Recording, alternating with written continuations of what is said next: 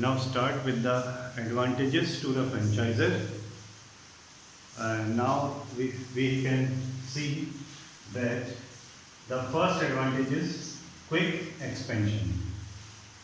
Suppose you are distributing the franchisee and there are lots of franchisees in your company, then you all know that you have not invested any money for the franchisee.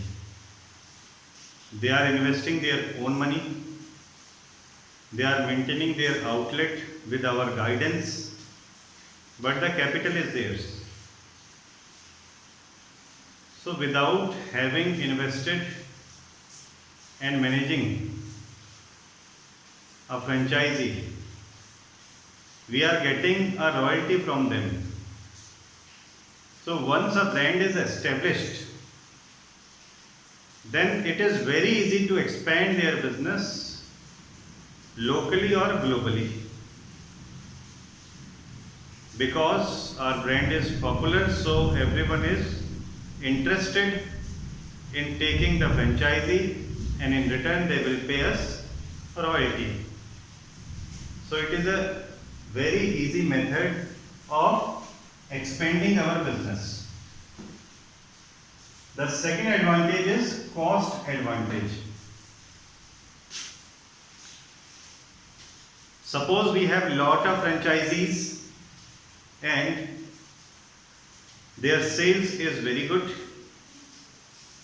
then we are getting lots of orders, and for that we have to purchase raw material in a large quantity, produce in a large quantity, sell in the large quantity, or transport them in a large quantity.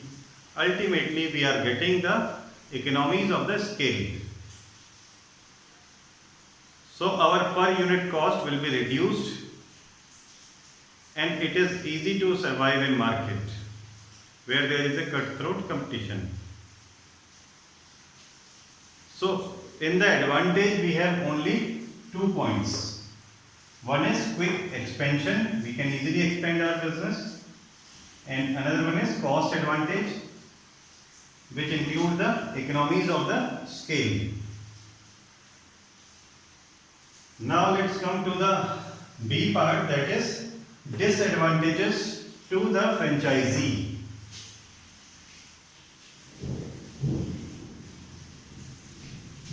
The first point is contract limitations.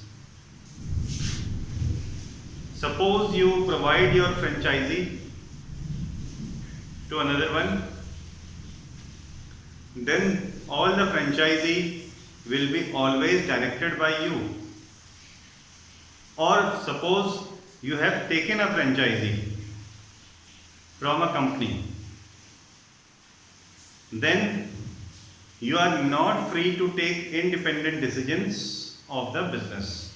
You are always instructed and guided by the franchisor. You cannot place or your goods in a showroom of your choice. There are lots of strict agreements which restrict our freedom. So it is a limitation. Suppose one wants to do business with full freedom, then franchising is not a good option.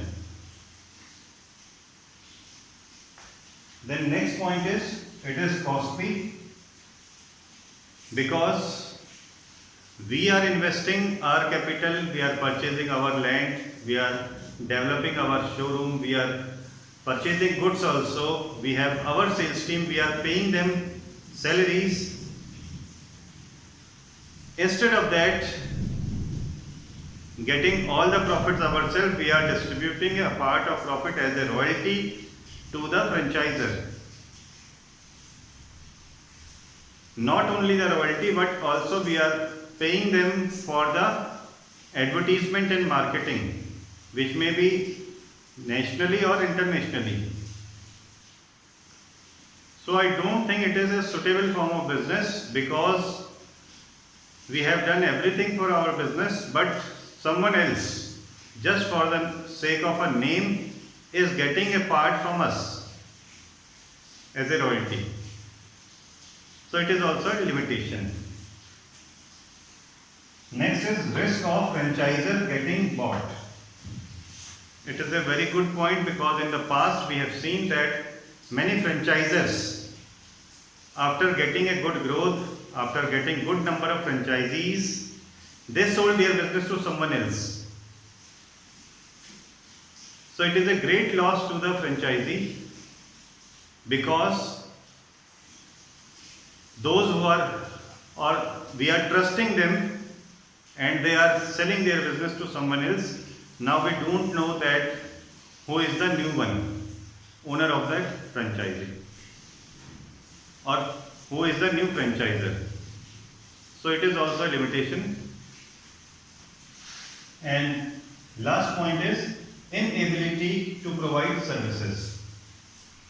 Sometimes many promises are made by the franchisor, but at the time of execution, these promises are not kept properly. The quality services are not provided to the franchisee, and due to this limitation, the business of franchisee as well as the franchisor may be get in a problem. So B section is complete over. In this section we have seen the disadvantages to the franchisee, that is contract limitations, costly, risk of franchisor getting bought, and inability to provide services. And the last section, that is C section, is disadvantage to the franchisor. So franchisor has only one disadvantage, and that is difficulty in identifying quality franchisee. It is not very easy to find a franchisee, or especially quality franchisee, because both are the two faces of a coin and everyone must support each other. Or we can say both are the part of bicycle, or tires of the bicycles or wheels of the bicycle. Both have to support each other. So it may be a problem if we did not get a good franchisee, or they are selling the products of another company also.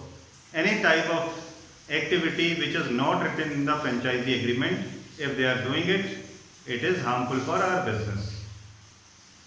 So by this point, this topic is concluded. If you have any queries, you can ask me. Thank you, students.